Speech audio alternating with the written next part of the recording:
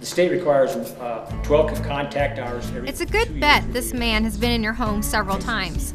He's not stopping by for dinner, but he definitely would take an interest in the electrical safety of the oven you're using to cook it in. We try to make the wiring in the walls as safe as we can make it because it's something you can't see.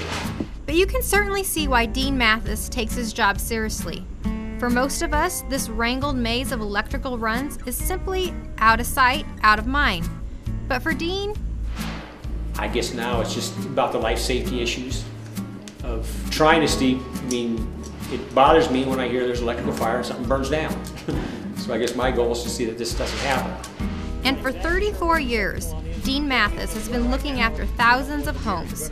For every light switch, receptacle, and electrical box, an expectation, not an exception. Now, I would say the average homeowner doesn't really understand what it takes to make one of these systems work. You plug in their flat panel TV and sit down and watch TV. They don't really know how the power gets there or what we do to get it there. And we need to check wire sizes and overcurrent devices and all this stuff to make sure everything is safe. So what's the best thing a homeowner can do before doing it themselves? The best thing they can do is probably bring up a diagram showing us what they want to do and showing us the spacing of the receptacles, and we will review that at the counter with them. As Dean will be the first to tell you, A picture's 1,000 words.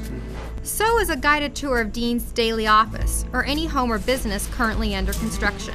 So where the range is going to go would be approximately 7 feet, but in that 7 foot I do have the 2 receptacles. And then you can measure back your 2 foot, but he's got one in this box, so that would comply with the spacing of that 2 foot. It's all about code, which has changed dramatically over the years, or at least since 1975. This is the 1975 National Electrical Code. This is my first code book, I guess you would say, that I started inspecting with. And we get a new code book every 3 years, and this will be the 2008 National Electrical Code. This is the latest edition. So this is the 12th one I've been through. The 2011 is being written right now, but it probably won't be out until about, somewhere around November. And usually from when it gets released, it depends on the state of Nebraska. I'm going to guess it'd be about next November of 2011 is probably when we go to look at adopting it. The code may continue to change, but Dean is quick to remind you. Something can always happen. It's impossible to make them perfectly safe, but we try to prevent fires, electrocution, shocks.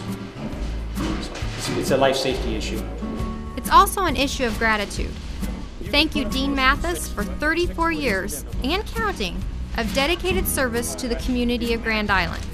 When it comes to life safety, Dean Mathis is on the job. We're within a couple feet of the kitchen opening, or the doorway opening, and then we've got them in this case, less than 12 feet, which is fine.